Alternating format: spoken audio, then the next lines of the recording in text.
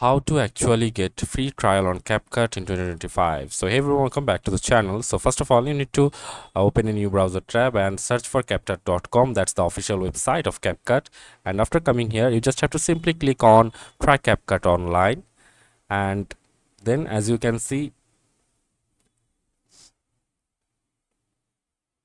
it's the official CapCut website, and you just have to simply continue with your email account, or you can also continue with TikTok, Facebook, or CapCut Mobile, and you can get a certain amount of time to use the free trial, so you don't have to pay anything for that. So you can just click on continue as your email address and simply sign in or sign up with your email.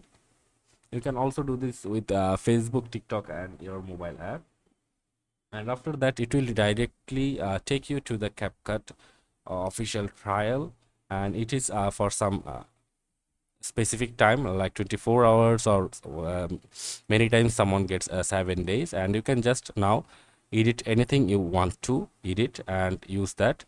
And after the period is finished, you have to just click on upgrade, and you just have to buy a plan from them. So that's it for this video, guys. See you on the next one.